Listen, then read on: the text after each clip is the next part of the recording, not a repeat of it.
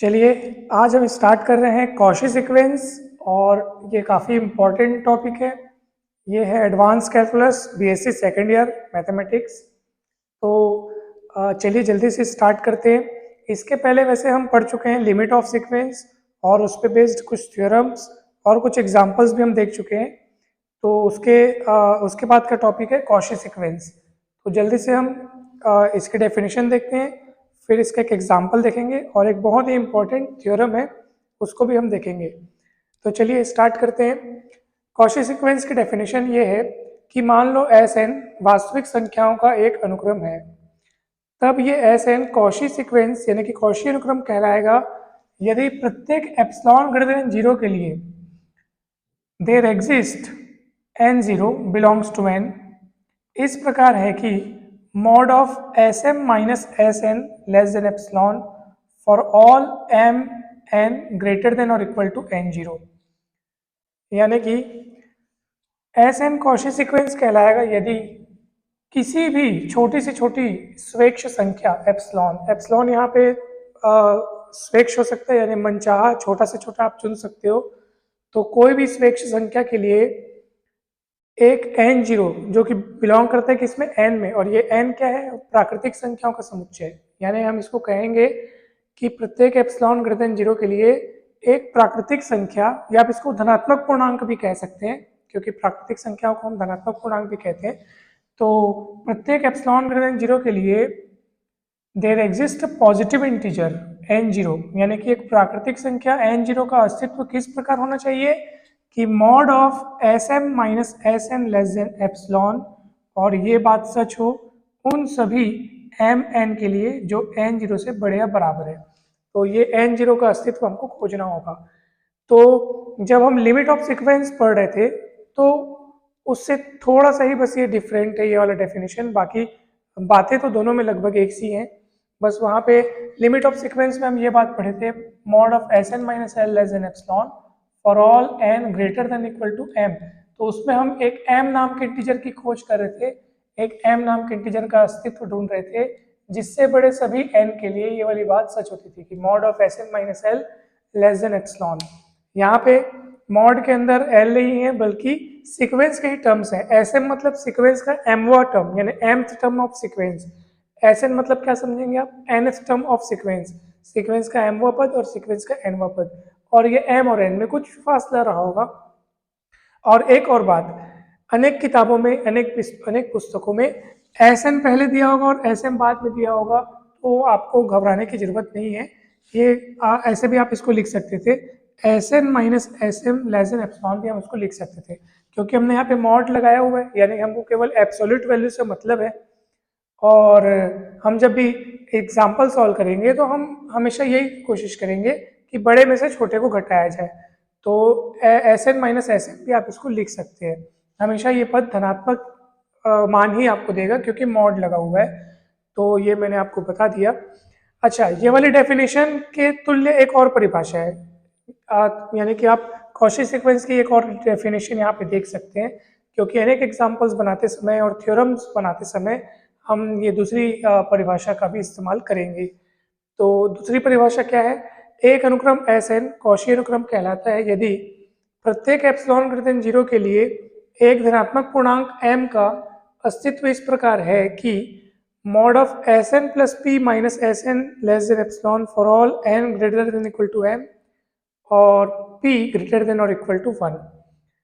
तो ये तो मैंने पढ़ तो दिया।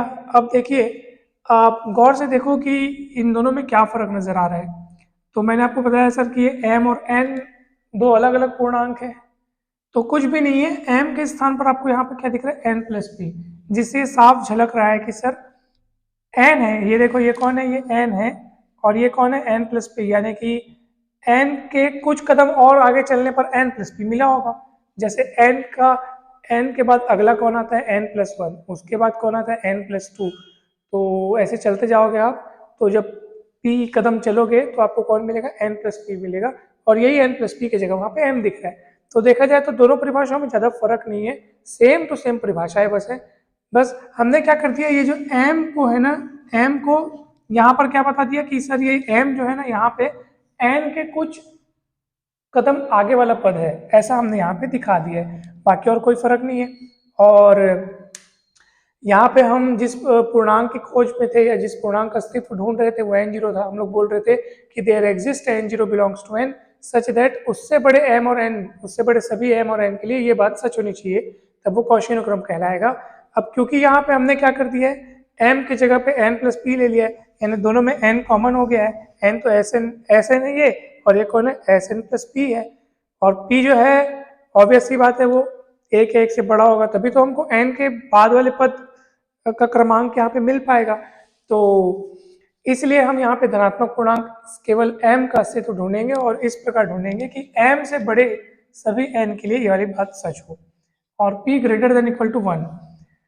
अब इसमें जो हम लोग ये लेटर का चुनाव करते हैं m, ये अनेक पुस्तकों में अपनी अपनी सुविधा अनुसार अलग अलग लिया रहता है। यानी कि आप यहाँ पे जैसे आप बोलोगे आप कि सर यहाँ पे आप n0 चुने थे, यहाँ पे m, तो ये आप अपने मन से कुछ भी डिफाइन कर सकते हैं। इस डेफिनेशन में हम ऐसा भी लिख सकते थे कि प्रत्येक एप्सिलॉन ग्रेटर देन 0 के लिए एक धनात्मक पूर्णांक n0 का अस्तित्व इस प्रकार है कि mod Sn plus p minus Sn less than epsilon for all n greater than equal to n0 चुने हैं तो n0 मान रहे हैं तो n0 लिख दो आप, अगर आपको यही इसी के जैसा लिखने की कोशिश करनी है। क्योंकि देखो इस डेफिनेशन और इस डेफिनेशन में कौन हट गया है, तो यहाँ पे m था और यहाँ पे क्या है n, यहाँ पे m था और यहाँ पे n प्लस p है, यानी m के जगह हमको कुछ दूसरा दिख रहा है। तो आपका समझ नहीं होगा कि सर सरल बनाने के लिए इस डेफिनेशन में m का नाम बस हटा दो, बाकी n0 जो वहाँ पे there exist n0 belongs to n लिखे थे, तो यहाँ पे भी there exist n0 belongs to n, तो वो लिख सकते हो आप, कोई दिक्कत नहीं है। तो मैंने m कर दिया, यहाँ पे आप m0 भी n0 भी लिख सकती हो उसके जैसा देखने के लिए। और p greater than equal to 1 तो है यहाँ पे। तो इस तरीके से कॉची सीक्वेंस का एक दूसरा डेफिनेशन भी हो गया। तो जैसे मैंने यहाँ पर एक एग्जाम्पल बनाया हुआ है, एक सीक्वेंस है 1/n और हम ये बता रहे हैं कि ये कॉची सीक्वेंस है। तो ये कॉची सीक्वेंस क्यों है, क्योंकि यहाँ पे किसी स्वेच्छ संख्या एप्सिलॉन ग्रेटर देन 0 के लिए एक धनात्मक पूर्णांक n0 इस प्रकार विद्यमान है कि हम ये वाला चीज यहाँ पे आसानी से दिखा सकते हैं, mod of Sm minus Sn less than epsilon for all mn greater than equal to n0। तो यहाँ पे वो चीज कैसे आसानी से दिखा सकते हैं, चलिए देखते हैं। देखिए Sm यानी सीक्वेंस का mth टर्म, mवा पद, अगर आप इस सीक्वेंस को अच्छे से लिखोगे तो देखो n की जगह 1 2 3 4 रखोगे तो 1 1/2 1/3, तो mवें नंबर में 1/m आएगा, फिर nवें नंबर में 1/n आएगा। ठीक है, तो अभी हमको यहाँ से देखने से कुछ पता नहीं चल रहा है सर m बड़ा है कि n बड़ा है, तो कुछ पता नहीं चल रहा है। तो ठीक है, Sm की जगह में 1/m लिखा, Sn की जगह 1/n लिखा। अब देखिए थोड़ा सा आपको ध्यान देना है इधर। इसके बाद मैंने यहाँ पे नीचे लिखा है, मैंने इसको पलट दिया है, मॉड हटाना था मेरे को और मैंने इसको पलट के लिखा है। अब इसके पीछे का जरा आप लॉजिक सुनेंगे कि ऐसा क्यों किया गया है, और मैंने बाजू में उसका रीज़न बता दिया है कि जब m बड़ा होगा n से। आप सोचो अगर m की वैल्यू ज़्यादा बड़ी है और n की वैल्यू छोटी है, तो क्योंकि 1/n में है इसलिए m बड़ा होने पर ये 1/m और 1/n में अगर आप तुलना करोगे तो 1/m छोटा होगा और 1/n बड़ा होगा, और छोटे में से बड़े को माइनस करेंगे तो ऋणात्मक संख्या ऋणात्मक मान आएगा। जबकि मॉड लगने के कारण हमको मॉड की डेफिनेशन क्या है, ये हमेशा आपको धनात्मक मान ही प्रदान करता है, एब्सोल्यूट वैल्यू ही देता है। तो धनात्मक कब मिल सकता है, जब हम 1/n में 1/m को माइनस करें। तो ये मॉड के कारण ऐसा हम लिखे हुए हैं, क्योंकि मॉड का काम है आपको पॉजिटिव वैल्यू देना। वैसे भी मॉड की डेफिनेशन आप जानते होंगे, मॉड x इक्वल x कब होता है, जब x greater than equal to 0, यानी कि जब x का मान 0 या 0 से बड़ा हो तो मॉड x की वैल्यू x हो जाती है। लेकिन मॉड x की वैल्यू माइनस x कब होती है, जब x लेस देन 0। अब आप कहेंगे सर मॉड x की वैल्यू माइनस में क्यों आ रही है, नहीं एक्चुअली वो प्लस ही वैल्यू देगा आपको। मैंने क्या कहा, mod x equal minus x कब होगा, जब x लेस देन 0 होगा, यानी x की वैल्यू अगर खुद नेगेटिव है, जैसे एक एग्जाम्पल के लिए -5, तो अब देखो मॉड के अंदर -5 है तो ये इस रेंज में आएगा कि इस रेंज में। आप देखो मॉड x इक्वल x कब लिखेंगे, जब x का मान 0 या 0 से बड़ा होगा। तो ये तो 0 या 0 से बड़ा नहीं है, -5 मतलब 0 से छोटा है, उस समय मॉड x इक्वल क्या हो जाएगा -x, यानी और x की जगह हमको -5 दिख रहा है। तो क्या हो जाएगा -x, यानी माइनस और x की जगह -5, तो ये कुल मिला के आपको क्या मिलेगा, माइनस माइनस प्लस 5 देगा। तो आखिर देखो मॉड का काम है कि आपको एब्सोल्यूट वैल्यू यानी धनात्मक मान प्रदान कर रहा है वो। तो यहाँ से आप अच्छे से समझ गए होंगे, x अगर ऋणात्मक है तो मॉड x -x होगा, ताकि माइनस माइनस वो प्लस हो जाए। तो अगर m बड़ा होगा n से तो हम इसको इस तरीके से लिख सकते हैं 1/n माइनस 1/m। ठीक है, मैं बाजू में रीजन देते जा रहा हूँ। अब देखिए 1/n में से आप कुछ चीज़ माइनस कर रहे हैं, 1/n में से आप कुछ चीज़ माइनस कर रहे हैं, और ये चीज़ जो माइनस कर रहे हैं वो ऑब्वियसली 0 से बड़ी है, क्योंकि m धनात्मक पूर्णांक है इसलिए 0 से बड़ा है। और 1/n में से कुछ चीज़ माइनस कर लेने के बाद अब ये साफ हो जाता है कि सर ये अब ये चीज़ क्या हो गई है, 1/n से छोटी हो गई है। क्योंकि अब देखो ना 1/n में कुछ चीज़ घटा दोगे, यानी अब जो चीज़ बचेगी वो 1/n से क्या हो गई है, छोटी हो गई है। तो ये था इसके बराबर, लेकिन ये हो गया इससे छोटा, इसलिए ये हो गया इससे छोटा। तो ये अपन लिख दिए यहाँ पे कि mod of S M minus S N less than 1/n। ठीक है, इसका कारण दे दिए कि क्यों ये 1/n से छोटा है, क्योंकि 1/m ग्रेटर देन 0 है, इसलिए ऐसा हुआ। आगे बढ़ते हैं। हमको अपने टारगेट पे पहुंचने के लिए इसको कॉची सीक्वेंस दिखाने के लिए क्या सिद्ध करना था कि mod of S M minus S N less than epsilon, ये सिद्ध करना था। तो हमारे पास 1/n आया है, तो क्यों ना हम कुछ एप्सिलॉन को, मतलब हम, और एप्सिलॉन क्या है, स्वेच्छ राशि है, आप मर्जी अनुसार उसको छोटा से छोटा चुन सकते हो। तो मैं एप्सिलॉन को इस तरीके से चुनता हूँ, ऐसा चुनता हूँ कि एप्सिलॉन 1/n से बड़ा हो जाए, ताकि 1/n एप्सिलॉन से छोटा हो जाए, और मैं ये आसानी से दिखा सकूँ कि ये इससे छोटा है और वो उससे छोटा है, इसलिए ये इससे छोटा हो गया, और आपका आंसर, यानी आपको जहाँ तक दिखाना था, जो दिखाना था वो आपने दिखा दिया। तो अब प्रश्न उठता है कि सर ये कब पॉसिबल हो पाएगा कि 1/n लेस देन एप्सिलॉन कब हो पाएगा? ऐसा होने के लिए n को कितना बड़ा चुनना पड़ेगा? तो उसके लिए मैंने यहाँ पे स्पष्टीकरण दे दिया है, आप देखेंगे गौर से। अगर 1/n आपने लेस देन एप्सिलॉन लिख डाला है, तो आप पक्षांतर करके देखो, आप n को उधर ले जाओ, एप्सिलॉन को नीचे ला लो, तो आपको मिलेगा 1/एप्सिलॉन लेस देन n, या उसी को पलट के मैं बाजू में लिख दिया हूँ n ग्रेटर देन 1/एप्सिलॉन। यानी कि अगर आप 1/n को एप्सिलॉन से छोटा दिखाना चाहते हो तो ये तब हो पाएगा जब आप n को 1/एप्सिलॉन से बड़ा लोगे तब। ठीक है, और ऑलरेडी हम यहाँ पे m ग्रेटर देन n बता चुके हैं, ऊपर में देखो यहाँ पे m बड़ा है ये, क्योंकि क्योंकि इसका ये मान तभी हो सकता था जब m n से क्या हो, बड़ा हो। और नीचे हम ये बता चुके हैं कि n ग्रेटर देन 1/एप्सिलॉन, तो दोनों को कंबाइन लिखेंगे कि भाई 1/एप्सिलॉन से बड़ा है n और n से बड़ा है m, यानी कि m greater than n greater than 1/एप्सिलॉन। तो ये जब ये शर्त होगी तब mod of S M minus S N less than epsilon होगा। तो सर डेफिनेशन में हमको there exist n0 belongs to n दिखाना होता है, यानी n0 पूर्णांक उसकी खोज करनी पड़ती है, n0 की एक अस्तित्व दिखाना पड़ता है, जिसके लिए हम mod of S M minus S N less than epsilon दिखा सके। तो साफ साफ साबित हो गया है कि सर यहाँ पे जो आप n0 खोजेंगे उसके लिए भी शर्त रहनी चाहिए कि वो भी इस 1/एप्सिलॉन से बड़ा हो, क्योंकि ये बात उन सभी mn के लिए सच है जो 1/एप्सिलॉन से बड़े हैं, इसलिए आपको n0 भी वैसा ही चुनना पड़ेगा। क्योंकि n0 के लिए भी हम लोग ये बात लिखते हैं कि जो भी m और n है, जो भी m और n है जिसके लिए आप ये वाली बात या ये वाली बात लिख रहे हैं, ठीक है, जितने भी m और n हैं जिनके लिए आप ये वाली बात लिख रहे हैं, वे सब कौन होते हैं, n0 से बड़े या बराबर होते हैं। n0 से बड़े या बराबर, यानी बराबर होने की भी यहाँ पे गुंजाइश रहती है, बराबर होने का भी ऑप्शन बना हुआ है। और m और n के लिए कौन सी बात सच हो चुकी है कि m और n दोनों 1/एप्सिलॉन से बड़े होने चाहिए, स्ट्रिक्टली बड़े होने चाहिए, इसलिए n0 को भी आपको 1/एप्सिलॉन के से बड़ा ही चुनना पड़ेगा, क्योंकि n0 और n कभी बराबर भी हो सकते हैं और n को 1/एप्सिलॉन से बड़ा होना है ना, तो इसलिए n0 को 1/एप्सिलॉन से हमको बड़ा ही चुनना पड़ेगा। तो n0 का अस्तित्व हमको दिख गया और इसलिए ये कॉशी अनुक्रम सिद्ध हो गया, 1/n एक कॉशी अनुक्रम है। ठीक है, तो मैं समझता हूँ कि आपको ये बहुत अच्छे से समझ में आ गया होगा, जितना मैंने इसको प्रयास किया आपको समझाने का काफ़ी अच्छे से समझ में आ गया होगा। देखिए, मैं आपको एक छोटा सा स्पष्टीकरण और दे देता हूँ कि n0 आप सोचते होंगे कि सर n0 1/ε से बड़ा यहाँ पे लिया जा रहा है, उसका एक थोड़ा सा कारण बता दीजिए।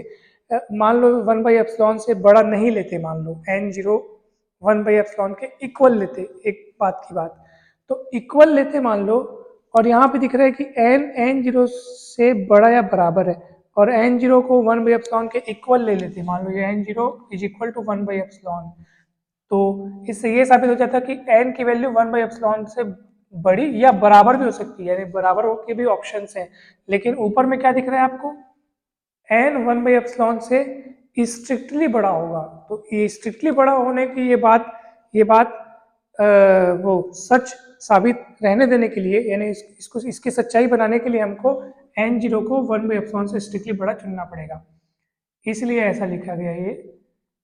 तो अब आपको अच्छे से समझ में आ गया होगा। अब हम एक प्रमेय देखते हैं जो कि काफ़ी इम्पोर्टेंट है, आइए इस प्रमेय को भी पढ़ लेते हैं। बहुत अच्छा प्रमेय है। ये कहता है कि प्रत्येक अभिसारी वास्तविक अनुक्रम एक कौशी अनुक्रम होता है। प्रत्येक अभिसारी वास्तविक अनुक्रम एक कौशी अनुक्रम होता है, ठीक। Every convergent real sequence is Cauchy sequence. तो अब मान लेते हैं Sn एक वास्तविक संख्याओं का अभिसारी अनुक्रम है, ठीक है। और मान लेते हैं कि अब देखो भाई, आपने Sn को क्या माना है, अभिसारी अनुक्रम। तो अभिसारी अनुक्रम हम किसको बोलते हैं, जिसकी एक अद्वितीय सीमा का अस्तित्व होता है, और वो सीमा कैसी होनी चाहिए, परिमित राशि होनी चाहिए, अनंत नहीं होनी चाहिए, अपरिभाषित रूप से नहीं होनी चाहिए, एक परिमित राशि होनी चाहिए, फाइनाइट वैल्यू होनी चाहिए और यूनिक वैल्यू होनी चाहिए। तो सीक्वेंस की लिमिट जो है मैंने क्या मान लिया, L मान लिया। अब लिमिट की डेफिनेशन का इस्तेमाल करेंगे, तो आपको याद रखनी है वो सीक्वेंस की लिमिट की डेफिनेशन क्या होती है, वो आपको यहाँ पे स्मरण करके लिखनी है कि अगर L को आप सीक्वेंस की लिमिट कह रहे हो, यानी कि दिए हुए एप्सिलॉन ग्रेटर देन 0 के लिए एक धनात्मक पूर्णांक n0 का अस्तित्व इस प्रकार होगा कि mod of S, upon definition में यहाँ पे Sn लिखते थे, तो n कोई इंटीजर था, अपन k शब्द यहाँ पे इस्तेमाल कर रहे हैं। तो ये जो सिंबल है ना, हम अपनी सुविधा अनुसार बदल सकते हैं, बस डेफिनेशन का जो एग्जैक्ट मीनिंग है वो नहीं बदलना चाहिए।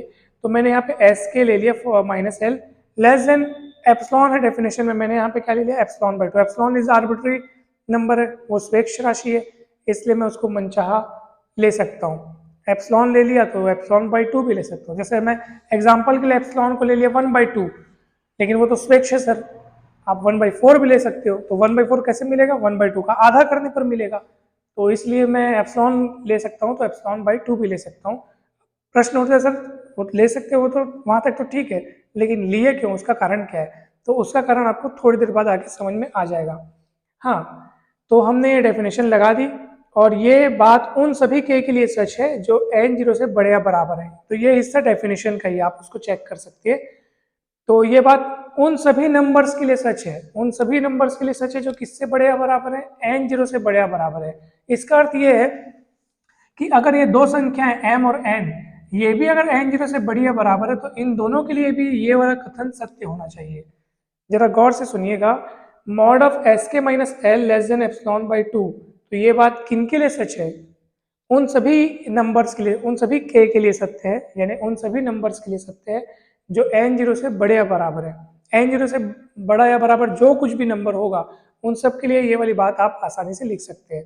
तो इसका मतलब ये है कि अगर m और n, ये दो नंबर्स अगर n0 से बड़े या बराबर है, तो इनके लिए भी ये बात लिख सकते हैं। यानी कि ये k की जगह आप m लिख करके बना सकते हो, k की जगह n लिख करके दूसरा तैयार कर सकते हो, ठीक है।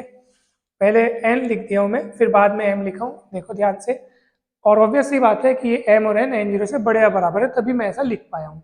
अब देखिए, अब ये नए सिरे से मैं चालू कर रहा हूँ, ये वाली लाइन पिछली कहीं से नहीं आई है, ये मैं अपना लिखा हूँ कि मॉड ऑफ Sm - Sn, ठीक है, इज इक्वल टू, मैंने क्या किया यहाँ पे L माइनस कर दिया और बदले में L प्लस कर दिया, ताकि बैलेंस बना रहे। कुछ चीज़ हम जब गणित में जोड़ते हैं तो घटाते भी हैं, या घटाते हैं तो जोड़ते भी हैं। तो मैंने L माइनस कर दिया और L प्लस कर दिया, और मॉड पूरे में लगा हुआ है, ये मॉड पूरे में लगा हुआ है। अब इस मॉड को मैं दो भागों में तोड़ना चाहता हूँ, ये दो भाग मैंने अलग ले लिया, ये दो भाग अलग ले लिया। तो आपको पता है ये लेस देन इक्वल्स टू लग जाता है। आपको पता होगा कि इन्हीं भी दो वास्तविक संख्याओं के लिए, देखो ये वाली बात हमेशा आपको जाननी है। Mod of X plus Y less than equals to mod X plus mod Y. जब मॉड टूटता है, अगर अगर प्लस हो और मॉड टूटता है तो ये लेस देन इक्वल्स टू वाला साइन लगता है। तो लेस देन और इक्वल टू ये टूट गया, और उसके बाद मैंने डायरेक्ट, अब देखो ये इसके बराबर है लेकिन ये उससे लेस देन और इक्वल टू है, तो ये उससे लेस देन और इक्वल टू मैंने एक साथ लिख दिया। और मैंने एक काम और कर दिया, ये जो l माइनस एस एन था इसको मैंने पलट के एस एन माइनस एल कर दिया। मॉड के अंदर आप राशियों को बदल सकते हो। एक बात आपको ये भी याद रखनी चाहिए, mod of x minus Y is equals to mod of y minus X. तो मॉड के अंदर अगर माइनस है तो भी आप अदला बदली कर सकते हो, यानी पलट के लिख सकते हो, क्योंकि मॉड का काम है आपको एब्सोल्यूट वैल्यू प्रदान करना, हमेशा धनात्मक मान प्रदान करना।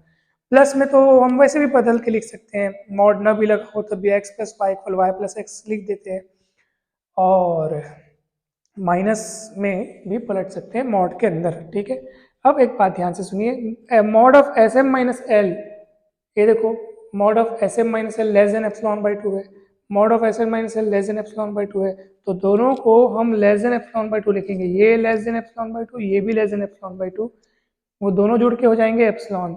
ये इन दोनों से लेस देन और इक्वल टू है, मगर ये उससे स्ट्रिक्टली लेस देन है, इसलिए जब हम इसको और इसको लिखेंगे तो वो स्ट्रिक्टली लेस देन हो जाएगा, दोनों जुड़ के एप्सिलॉन हो गए। अब आपको कारण समझ में आ गया होगा कि मैंने यहाँ पे एप्सिलॉन बाई टू क्यों लिया था, क्योंकि मुझे ये काम दो बार करके दोनों को जोड़ना था ताकि यहाँ पे मैं एप्सिलॉन दिखा सकूँ।